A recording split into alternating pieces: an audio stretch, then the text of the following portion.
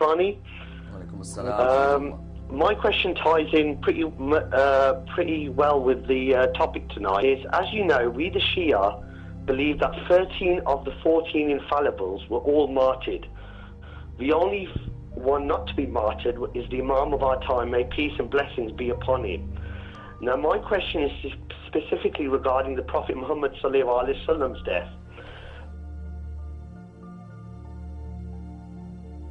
The Shia believe he was martyred, whilst the Sunnis believe that he died a natural death.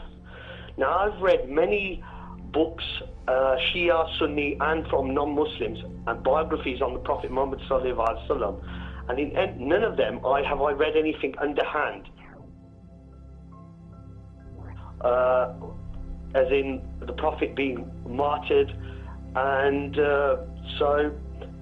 and there's only one incident which I've read somewhere, which is reference to the conquest of Khaybar, where there was a Jewish lady, a woman, who poisoned some meat, and basically the Prophet was aware of this incident and didn't eat the meat. But this was 4 years before the Prophet actually passed away, so it couldn't have been that incident. So that's, I think, discredited.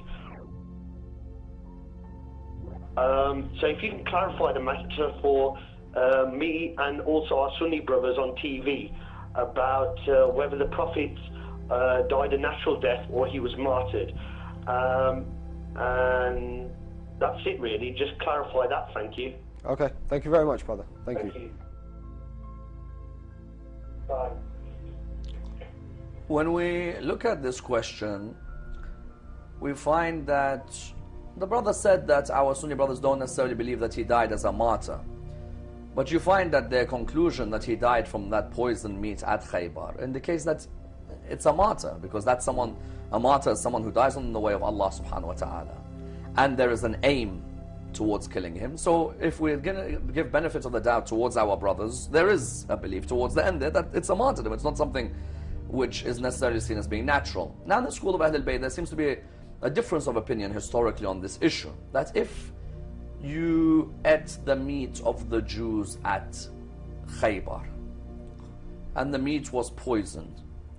Now Khaybar happened in the 7th year after Hijrah,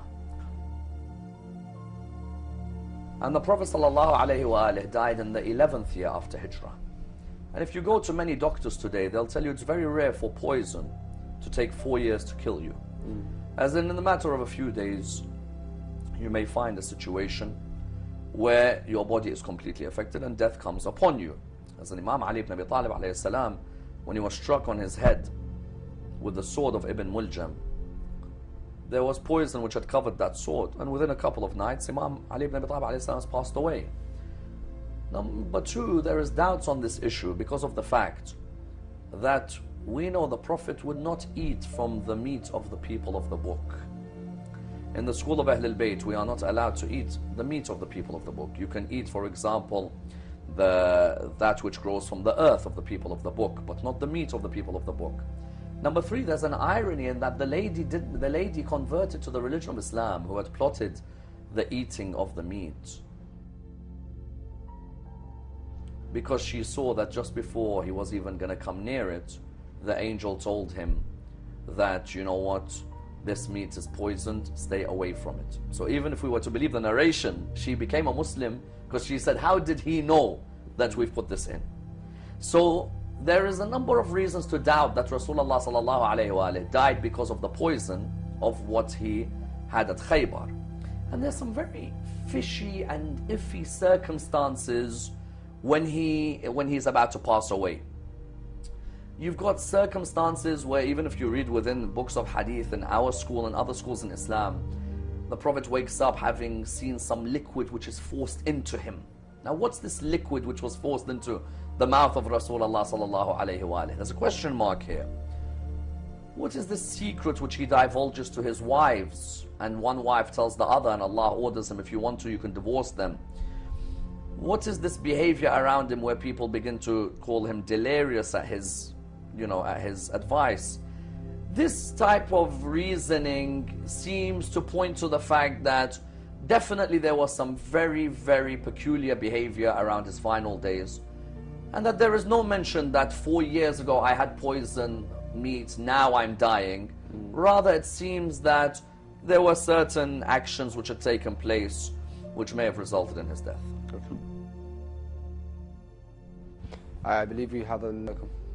Thank you for speaking to me. Thank you, brother. Always Brother Nakshawani gives some very clarified views that he has.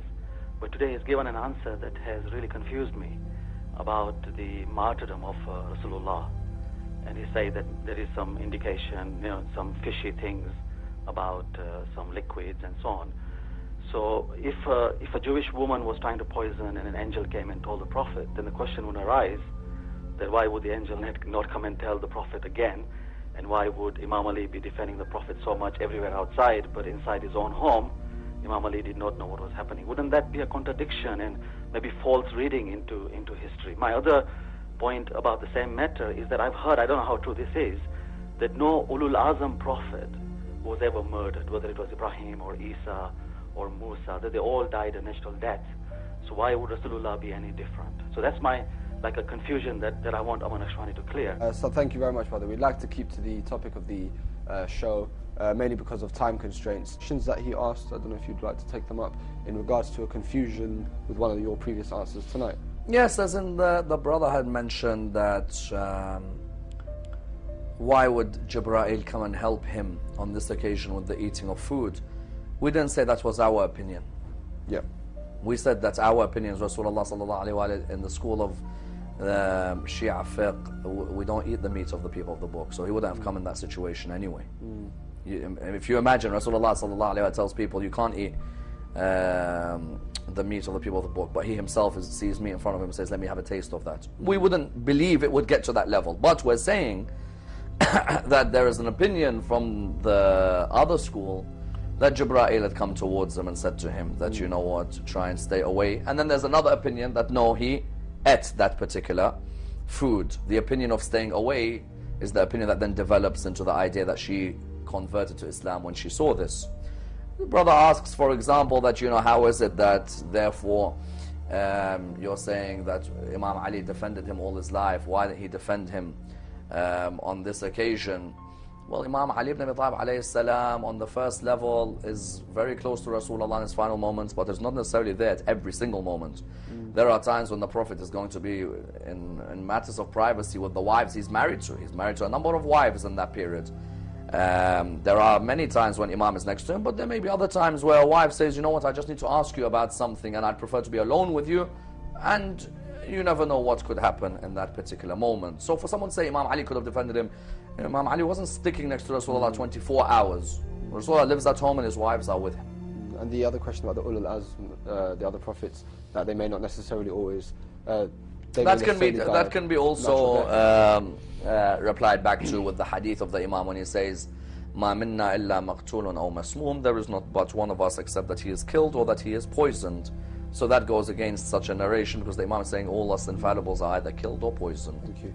Just one ask a supplementary really. Syed said that the liquid was given to the Prophet. The people who gave the liquid, they claimed, Umm claimed that it was a medicine.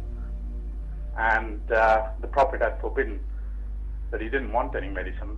Then they said that he's suffering from some condition. The Prophet says the Prophets don't suffer from those conditions. And then they accused his uncle and Hazrat Abbas for administering. Was the medicine then, the Prophet asked that medicine be given to all? Was Hazrat Abbas included amongst those who received that medicine? And the second is, would the Prophet, having completed his mission, completed his deen, informed the Ummah that he's completed his deen, nominated his successor, and Allah has given him the information that he wants him to meet him, would then the angels necessarily have stopped his martyrdom, which is a rutbah in itself? Thank you, Sayyid. Thank you very much. Thank you. I think the brother really explained the tradition that's there. As I said, there was an aim to force this medicine in, and he had made it clear that he doesn't want to take it. and they had forced it into him, and he sees marks of the medicine near his mouth. You know, it raises question marks about the behavior that has happened on that day. In terms of his going back towards his Lord, yes, without a doubt, it was his final year. And as we know, every soul shall taste death. In which way the souls taste death, Allah only decides. So it's not for an angel to come and interfere on what Allah has written. We have another call on the line. Assalamu alaikum.